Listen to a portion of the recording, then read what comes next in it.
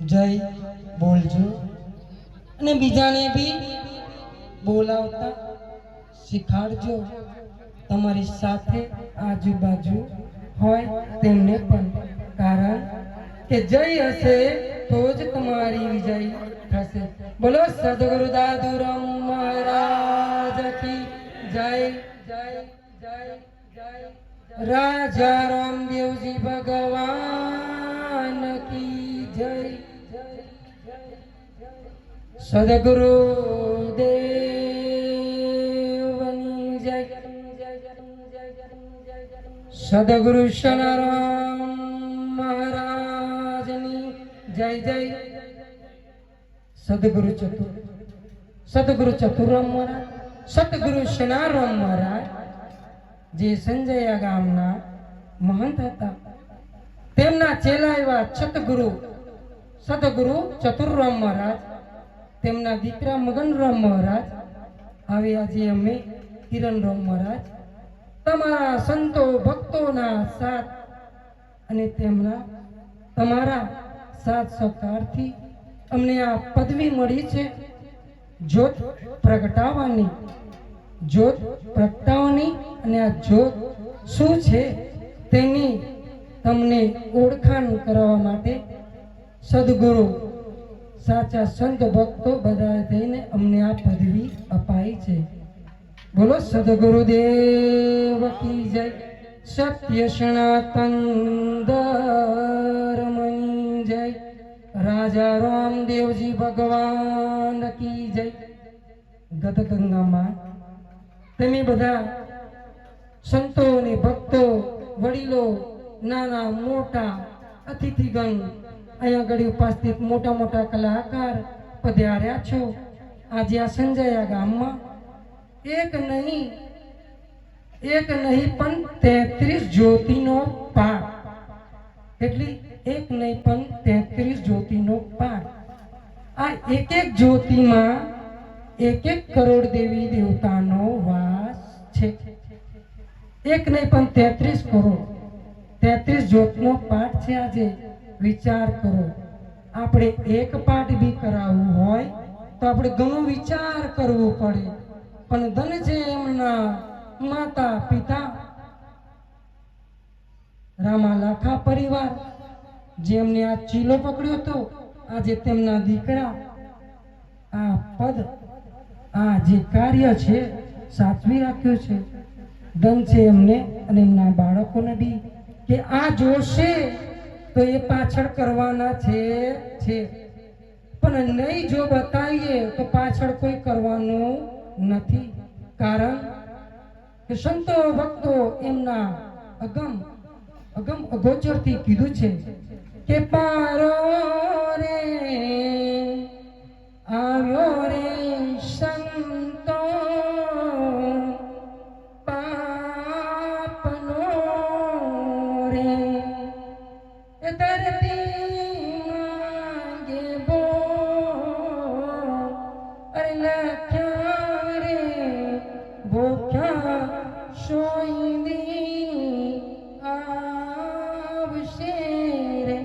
આવે છે ને આપણા સંતો ભક્તો બધા અગમ કહીને ગયા કે એવો દિવસ આવશે। વિચાર કરો, હમણાં કોરોના આવી ગયો, કેટલા ગતા રહ્યા। આપણા પોતાના હતા તો એ કોઈ નજીક જતા નતા। કે જીવન કેટલું મીઠું સરળ છે। કોઈ જતા હતા, કોઈનું ભાઈ તો કોઈની માતા કે કોઈની બેન, જો દવાખાનામાં કોઈ ગયું હોય તો। અને આવું તો હજુ તો કહેવાય છે કે કરજુગના 4,32,000 વર્ષ છે। કેટલા? કરજુગના 4,32,000 વર્ષ। પણ અડધો કરજુગ સંતો ભક્તો કહે છે હજુ 5,000 માં જ પેઠો છે, આવી હાલત છે। તો હજુ 4,32,000 વર્ષ કોને કીધા? 4,32,000 વર્ષ એવો ભયાનક કરજુગ આવવાનો છે। પણ જો તે ઘડી આવા જન્મ જાગરણના પાઠ પૂજન ધર્મનું કાર્ય થતું રહેશે તો તમે બધા જરૂર બચશો ને બચશો। નહીં તો અત્યારે યમદૂતે બી એમની પેટર્ન બદલી છે।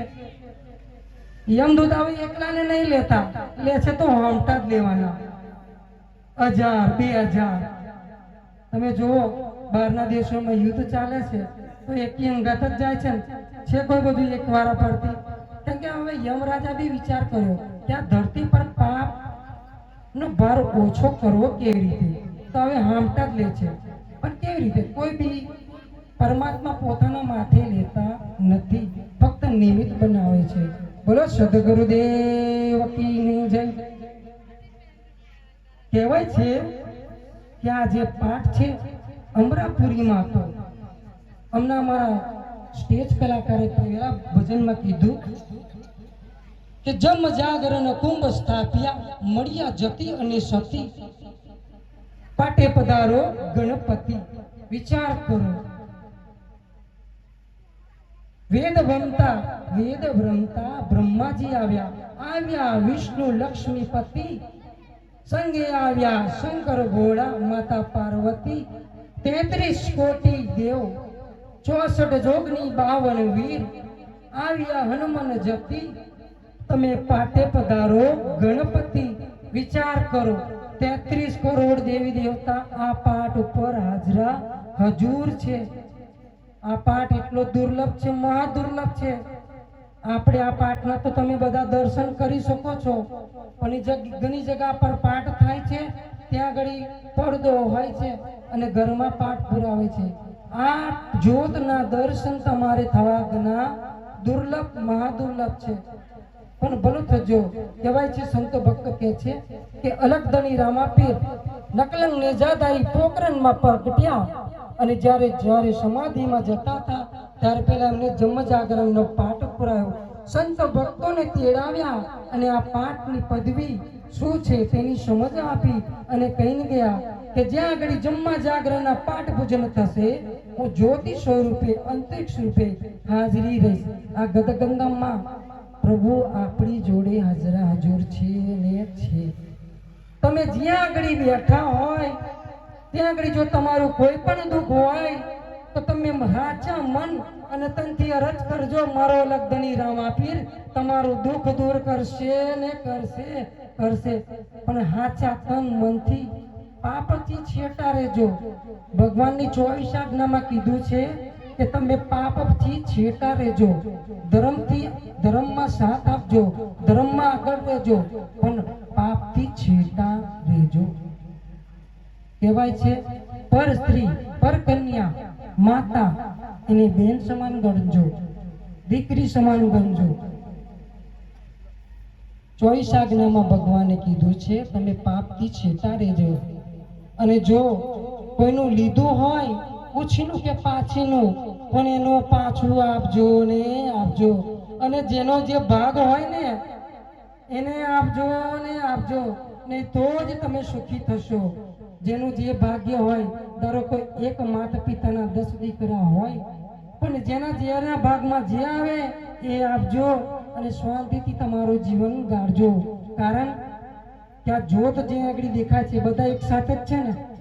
છે આગળ કોઈ તારું મારું કે પરાયું કોઈ?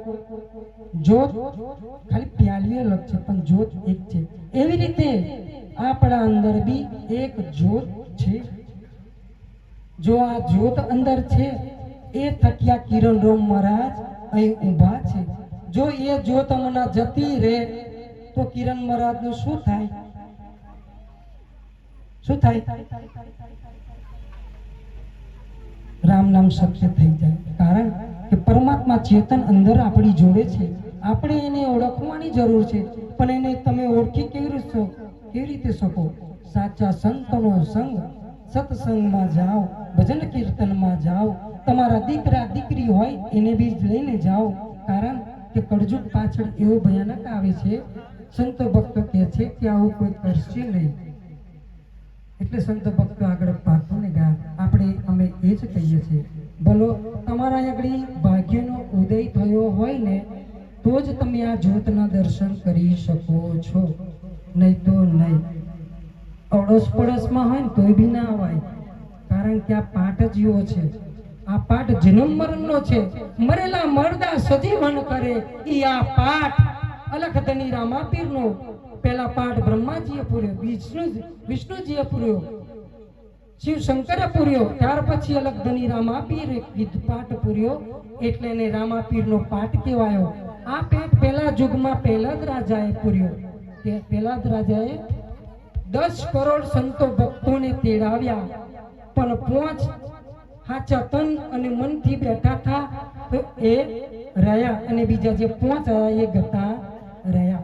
જે રીતે 12-1 વાગે ને એટલે અમુક અડધા જતા રહ્યા. બીજા યુગમાં કહેવાય છે કે પહેલા યુગમાં પહેલા જે પાઠ પુરાયો 10 કરોડ સંત ભક્તોને તેડાવ્યા, 5 કરોડ રહ્યા ને 5 કરોડ જતા રહ્યા. કહેવાય છે કે આ પાઠનું પ્રમાણ જોડવા માટે હાથીની બલિ આલી. શું આલી? આ પાઠમાં કેટલી શક્તિ છે વિચાર કરો. હાથીની બલિ આલી. એમના સતગુરુ મળ્યા અને જ્યારે આ જ્યોત જંગમાં જાગરણ પૂર્ણ થયો, કીધું કે અહીં આગળ બેઠા સર્વ સંત ભક્તો, જો તમે હાચા તન અને મનથી બેઠા હોય તો આપણે આ હાથી સજીવન કરવાનો છે, તો તમે તમારા બધાનું પુણ્ય અર્પણ કરો. જેવી રીતે ગુરુજી મહારાજે બધાને આજ્ઞા કરી, બધાએ આંખ મીચી અને સાચા તનમાંથી એમનું પુણ્ય અને અંજલિ અર્પણ કરી હાથી સજીવન થઈ ગયો. બોલો આ પાઠ પ્રતાપે મરેલા મરદા પણ સજીવન કરે. આ પાઠ ઈ પાઠ છે. મુક્તિ બી અપાવે ઈ આ પાઠ જમવા જાગરણનો અલગ ધની રામાપીર જે વિષ્ણુ અમરાપુરી થી આવ્યો છે. બીજા યુગમાં રાજા હરિશ્ચંદ્રે પાઠ પુરાયો. બીજા યુગમાં રાજા હરિશ્ચંદ્રે પાઠ પુરાયો. 24 કરોડ સંત ભક્તોને તેડાયા, પણ 12 રહ્યા. બીજા યુગમાં માફ કરજો, બીજા યુગમાં 14 કરોડ સંતો ભક્તોને તેડાયા, પણ 7 રહ્યા, પણ 7 ગતા રહ્યા. બીજા યુગમાં ઘોડાની બલિ આવી. તો આ ઘોડાને જીવિત કરવા માટે એમના સતગુરુએ કીધું કે તમે બધા આગળ હાચા તન મનથી બેઠા હોય તો આ ઘોડો સજીવન કરવાનો છે, તમારું પૂર્ણ અર્પણ કરો. જેવી રીતે ભગવાન ગુરુજીએ જળની અંજલિ છાંટી, ઘોડો બેઠો થઈ ગયો. એવી રીતે ત્રીજા યુગમાં ધર્મરાજાએ પાઠ પુરાયો. 24 કરોડ સંતો ભક્તોને તેડાવ્યા, પણ 12 રહ્યા અને 12 ગતા રહ્યા. કીધું કે ગાયની બલિ આપવાની, આપણે આ ગાયને સજીવન કરવાની છે. તમે ગતકદમમાં હાચા તન અને મનથી આયા હોય તો તમારું પૂર્ણ અર્પણ કરો. બધાએ એમનું પૂર્ણ અર્પણ કર્યું. ગુરુજીએ જળની અંજલિ છાંટી, ગાય સજીવન થઈ. હવે ચોથા યુગમાં બલિરાજાએ પાટ મંડાણનો ચોથા યુગમાં બલિરાજાએ પાટ મંડાણો. પણ જ્યારે બલિ આપવાની થઈ, બકરાની બલિ આપી. બકરાની બલિ તો આપી. જ્યારે પાઠ પૂર્ણ થવાનો હતો ત્યારે ગુરુજી વશિષ્ઠ કીધું કે બધા તમારું પુણ્ય અર્પણ કરો. બધાએ એમનું પુણ્ય તો અર્પણ કર્યું, પણ બકરો સજીવન ન થયો. બકરો સજીવન ન થયો. આ કળજુગના પ્રતાપે અને હાચા તનથી ભગવાનથી કોઈ બેઠું નહોતું. ઈ બકરો અત્યારે જૂનાગઢમાં એની સમાધિ છે. જૂનાગઢમાં એ બકરો ક્યારે સજીવન થશે? જ્યારે કલંગી અવતાર જે પૃથ્વી પર આવશે ત્યારે ઈ બકરો સંતો ભક્તો બધા ભેગા મળશે, એમના જોનૈયા થશે, ત્યારે ઈ બકરો સજીવન થશે અને થશે. બોલો સદગુરુ દેવ કી જય.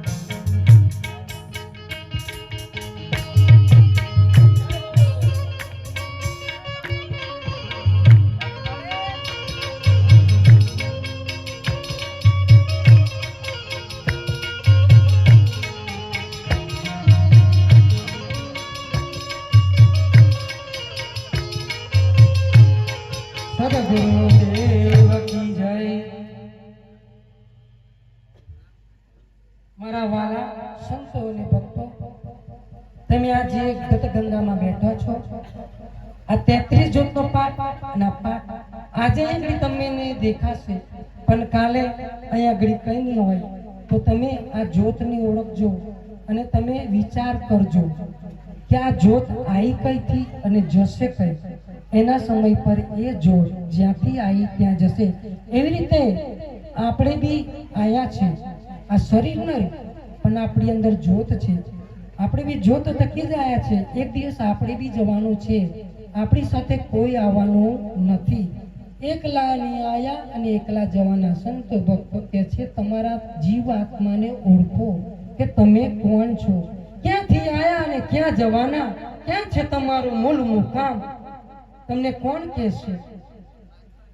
કારણ કે સંત ભક્તો કહે છે 84 લાખ યુની પછી આ મનુષ્ય દેહ મળ્યો હોય છે. તો તમે તેનું જતન કરજો. ગતગંગામાં જજો, સત્સંગમાં જજો.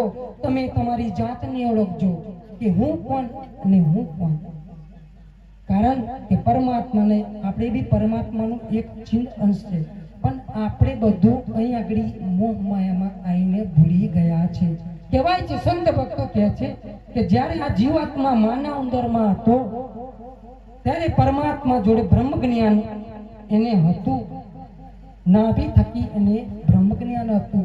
પણ જેવો આ જીવાત્મા બહાર આવે છે, કોલ કરીને આવ્યો છે જીવાત્મા કે હે અખિલ બ્રહ્માંડના માલિક, તું મને આ નરકમાંથી બહાર નીકાળ. હું તારું ભજન, તારું મનન, ચિંતન કરીશ, તારું નામ લઈશ. પણ જેવો બહાર આવે છે બધું ભૂલી જાય છે. કારણ કે માયાનો પડદો એને લાગી જાય છે. એટલે તમે જે મનુષ્ય અવતાર મળ્યો છે એનું જતન કરજો, મનન ચિંતન કરજો. કારણ કે એકલા જ આયા મનવા, એકલા જવાના, સંગ વિના સાથી વિના, એકલા જવાના, એકલા જવાના, એકલા જવાના. જય સતગુરુદેવનું જય. હવે આગળનો પ્રોગ્રામ આપણે શું કરવો છો? હવે આપણા ગાયક કલાકાર થોડું આગળ ચલાવશે, ત્યાર પછી અમે સેવા આરતી ને થાળ અમને આટલો મોકો આપજો, પછી તમે તમારો પ્રોગ્રામ આગળ વધારજો.